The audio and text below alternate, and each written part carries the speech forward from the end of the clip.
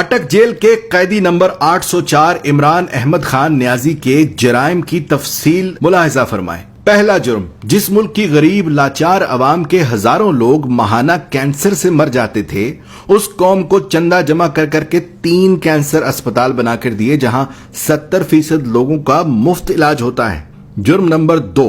جب اس کی سابقہ اہلیہ جمائمہ نے اسے کہا کہ یا میرے ساتھ لندن میں عیش کی زندگی گزارو یا مجھے چھوڑ دو، تو اس نے پاکستان کو چن لیا، بیوی کو چھوڑ دیا، یہاں تک کہ لاکھوں پاؤنڈز جو جمائمہ کی دولت سے اسے ملنے تھے وہ یہ کہہ کر ٹھکرا دیے کہ مجھے ان پیسوں کی کوئی ضرورت نہیں۔ تیسرا جرم، 40 سالوں سے ایک دوسرے کو سیاسی اقتدار بانٹنے والے سیاستدانوں کو عوام کے سامنے اس نے ایکسپوز کر دیا۔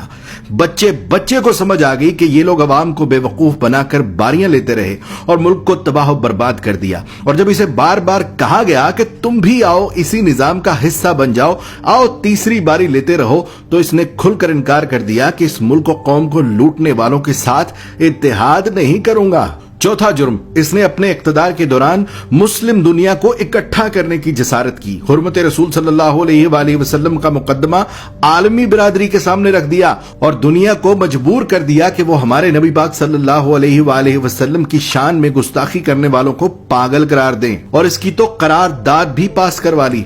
پانچواں جرم سن لو، اپنے اقتدار کے دوران مال بنانے کی بجائے غریبوں کو 12 ہزار روپے دینے شروع کر دیے، ہر خاندان کو 10 لاکھ روپے کا مفت علاج کروانے کے لیے صحت کارڈ جاری کر دیے۔ چھٹا جرم سنو اس کا، جب ہندوستان نے مقبوضہ کشمیر کا سٹیٹس زبردستی بدلا تھا تو اس کو بھی عالمی برادری کے سامنے لتاڑ دیا، اس کے ساتھ تجارت یہ کہہ کر بند کر دی کہ جب تک تم کشمیر کا سٹیٹس بحال نہیں کرتے تم سے تجارت نہیں کروں گا۔ ساتواں جرم، جب اسے پوچھا گیا کہ کیا ماضی کے سیاستدانوں کی طرح آپ بھی امریکہ کو اجازت دیں گے کہ وہ پاکستان میں بیٹھ کر افغانستان پر حملے کرے، تو اس نے کہہ دیا ایبسلیوٹلی ناٹ۔ آٹھواں جرم، اس قیدی نمبر 804 عمران احمد خان نیازی نے پاکستان کی تباہ و برباد ہو چکی کپڑے کی انڈسٹری کو دوبارہ شروع کرنے کی جرت کی، یہاں تک کہ اتنی لومیں چلا دی کہ کام کرنے والے کم پڑ گئے اور دنیا جہان سے پاکستان میں کپڑے کے آرڈر آنا شروع ہو گئے۔ جرم نمبر 9، جب اسے اقتدار سے زبردستی نکال دیا تب بھی یہ ملک چھوڑ کر بھاگ نہیں رہا تھا،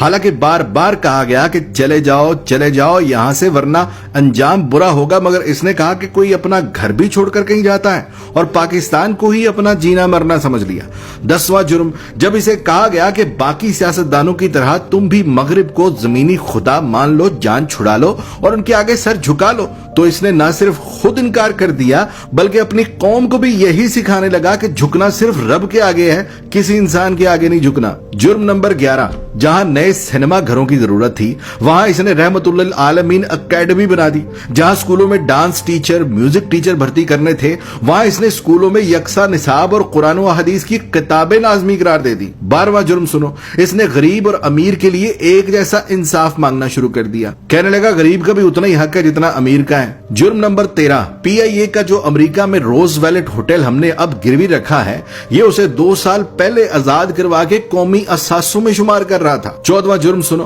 یہ اوورسیز پاکستانیوں سے لاڈ کرتا تھا، انہیں ایک باپ کی طرح سہولیات دینا شروع کر دی تھی۔ بیرون ملک وفات پانے والے اوورسیز پاکستانیوں کا جسد خاکی پاکستان لانے سے لے کر تدفین تک کا سارا خرچ بیت المال سے دینے لگا۔ بیرون ملک جیلوں میں قید پاکستانیوں کو آزاد کرا کر پاکستان لا رہا تھا، اور یہاں تک کہ اوورسیز پاکستانیوں کو ووٹ ڈالنے کا حق دینے لگا تھا۔ جرم نمبر 15، اس نے اپنے ہر اس ساتھی کو چھوڑ دیا جس نے کرپشن کی، جہانگیر ترین جیسے دوست کو بھی کرپشن کا مال بنانے پر خود سے الگ کر دیا اور تا حیات سیاست سے نااہل کروا دیا۔ قیدی نمبر 804 عمران احمد خان نیازی کے جرائم کی تفصیل بہت لمبی ہے، لہذا بقیہ جرائم سننے کے لیے دوسری ویڈیو ملاحظہ فرمائیں۔